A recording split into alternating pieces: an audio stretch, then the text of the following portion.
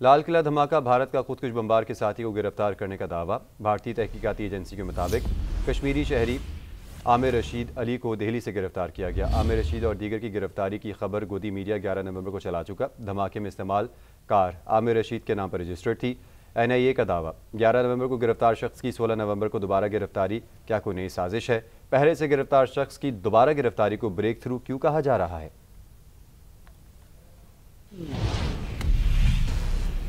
Well done boys. Chairman PCB کی شری لنکا کے خلاف کلین سویپ اور بھارت کو شکست پر قوم کو مبارکباد۔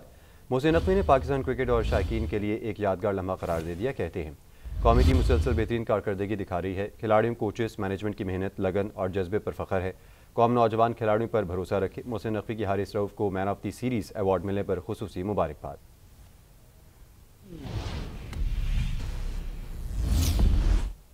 وزیر اعظم محمد شہباز شریف کی پاکستان کے شری لنکا کے خلاف ون ڈے سیریز جیتنے پر اظہار مسرت۔ وزیر اعظم نے کہا کہ پاکستان کرکٹ ٹیم کے تمام کھلاڑیوں، کوچز اور مینجمنٹ بالخصوص چیئرمین PCB سید محسن رضا نقوی سے جس عزم، محنت اور ٹیم اسپرٹ کا مظاہرہ کیا ہے، اس کامیابی نے پوری قوم کا سر فخر سے بلند کر دیا ہے۔ میں پوری ٹیم کے لیے نیک خواہشات کا اظہار کرتا ہوں اور امید کرتا ہوں کہ وہ آئندہ بھی اسی جذبے اور کارکردگی کے ساتھ ملک و قوم کا نام روشن کرتے رہیں گے۔ ایشیا کپ رائزنگ سٹار میں پاکستان نے بھارت کو ہرا دیا۔ پاکستان شاہینز نے بھارت A کو 8 وکٹوں سے شکست دی۔ 137 رنز کا ہدف 6 اوورز پہلے حاصل کر لیا۔ معاذ صداقت کی 47 گیندوں پر 79 رنز کی ناقابل شکست اننگز، 7 چوکے اور 4 بلند و بال چھکے بھی لگائے۔ محمد فائق 16، محمد دعیم 14 اور یاسر خان نے 11 رنز بنائے۔ بھارت A کی ٹیم پہلے کھیلتے ہوئے 19 اوورز 136 رنز پر ڈھیر۔ شاہد عزیز نے 3 شکار کیے۔ معاذ صداقت اور سعد مسعود کی 2 وکٹیں۔ عبید شاہ، احمد دانیال اور سفیان مقیم نے ایک ایک کھلاڑی کو چلتا کیا۔ آل راؤنڈر کارکردگی پر معاذ صداقت میچ کے بہترین کھلاڑی قرار پائے۔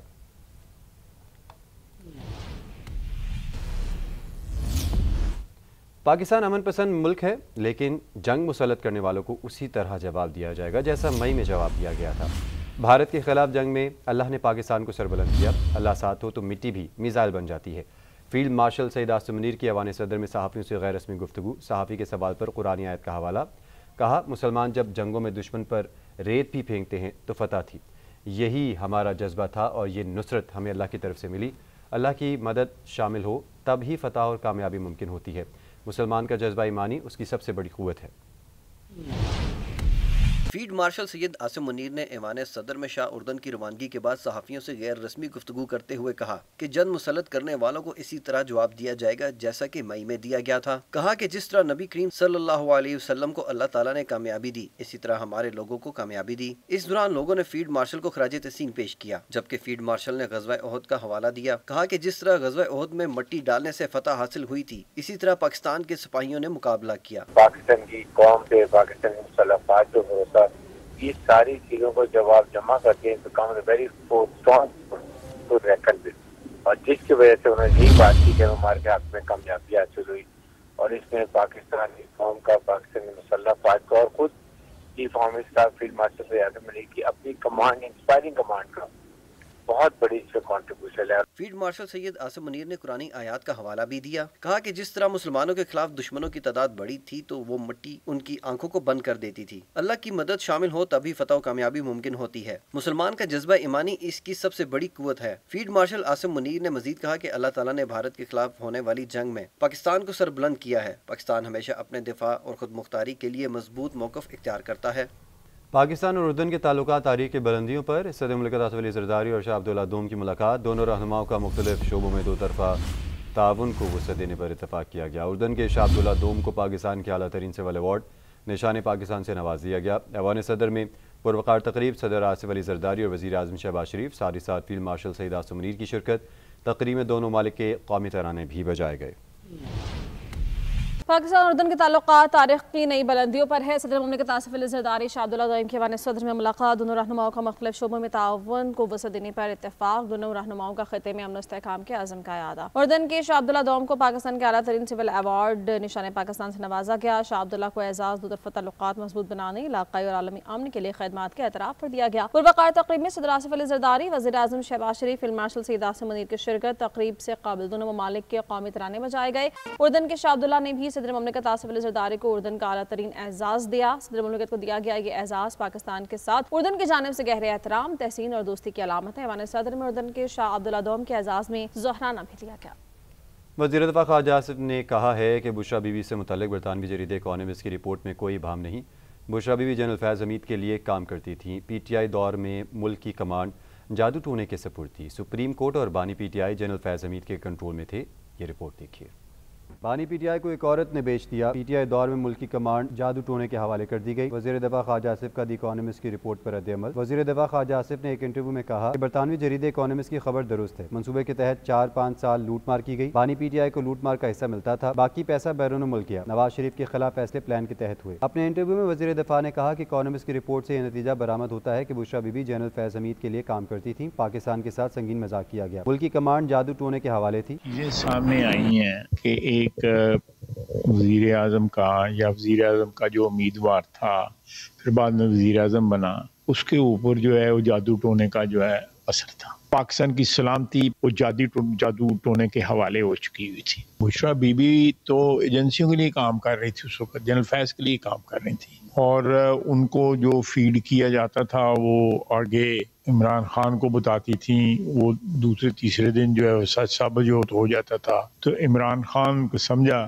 کہ یہ روحانی جو ہے ان کے پاس طاقت ہے۔ وزیر دفاع خواجہ آصف نے کہا کہ جنرل فیض حمید بہت پاورفل آدمی تھا، اس نے عدالت اور بانی پی ٹی آئی کو کنٹرول کیا ہوا تھا۔ جو اس کا ٹوٹل کنٹرول تھا اس خاتون کے ذریعے وہ جنرل فیض اور جنرل باجوہ کے پاس تھا۔ جنرل فیض نے کورٹ کو بھی کنٹرول کیا ہوا تھا، سپریم کورٹ کو بھی کنٹرول کیا ہوا تھا، اور ساتھ عمران خان کو اس کی بیگم کے ذریعے کنٹرول کیا ہوا۔ اپنی رپورٹ میں برطانوی جریدے اکانومسٹ نے دعویٰ کیا ہے کہ بشرا بی بی بانی پی ٹی آئی کے ہر فیصلے پر اثر انداز ہوتی تھیں۔ بشرا بی بی کے آنے کے بعد بنی گالہ میں عجیب و غریب رسومات شروع ہوئیں۔ وزیر اعلیٰ خیبر پختونخوا سہیل افریدی کا کہنا ہے کہ وفاق اپنی ذمہ داریاں نبھائے، خیبر پختونخوا کے عوام کے ساتھ سوتیلی ماں جیسا سلوک بند کرے۔ نیٹ ہائیڈل پروفٹ میں ہمارے 2200 ارب روپے بقایا ہیں، اس دفعہ زیادہ ڈیلیور کر کے دکھائیں گے۔ جامع پلان مرتب کیا جا رہا ہے، تمام پارلیمنٹیرین سے تجاویز لے رہے ہیں۔ ایک جامع پلان پشاور کے لیے آ رہا ہے۔ ہمارا سب سے زیادہ مسئلہ یہاں پر روڈز کا ہے، کیونکہ رش کافی زیادہ ہو چکا ہے۔ نیٹ ہائیڈل پروفٹ میں جو ہمارا 2200 ارب روپے وفاق بقایا ہے اس پر بات نہیں کر رہا۔ ہمیں مرج اضلاع کے لیے سالانہ 100 بلین کا وعدہ کیا گیا تھا، لیکن بدقسمتی سے 550 بلین تک جو ہے اس میں بھی وفاق ہمارا بقایا ہے۔ جو ہمارا حق بنتا ہے وفاق پر اس پر توجہ دی جائے اور ہمیں جو ہے اپنا حق دیا۔ وفاقی آئینی عدالت میں پہلے مقدمات کی فہرست جاری، آئندہ ہفتے وفاقی آئینی عدالت میں 3 بینچز مقدمات کی سماعت کریں گے۔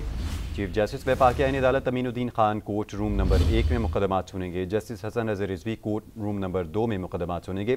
جسٹس عامر فاروق اور جسٹس کے کی آغا پر مشتمل 2 رکنی بینچ کورٹ 3 میں سماعت کرے گا۔ وفاقی آئینی عدالت کے جسٹس روزی خان اور جسٹس ارشد حسین نے تاحال حلف نہیں اٹھایا۔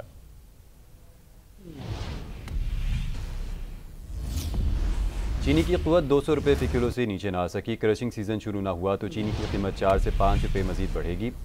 ذرائع کے مطابق 41 ملوں میں سے پنجاب میں صرف 27 ملوں نے کرشنگ شروع کی۔ شوگر کرشنگ میں تاخیر پر پنجاب حکومت ایکشن کے لیے تیار، کین کمشنر پنجاب کے مطابق 15 نومبر تک کی تاریخ دی گئی تھی۔ کرشنگ شروع نہ کرنے والی ملوں کے خلاف کارروائی ہوگی، بھاری جرمانے عائد کیے جائیں گے۔ ایف بی آر کی جانب سے بھی چھان بین کا سلسلہ جاری ہے۔ ڈپٹی کمشنرز کی سربراہی میں کمیٹیاں قائم، آج انسپیکشن کے بعد نوٹس جاری ہوں گے۔ ذرائع کے مطابق 3 ملوں کو ایف بی آر نے سیل کر دیا۔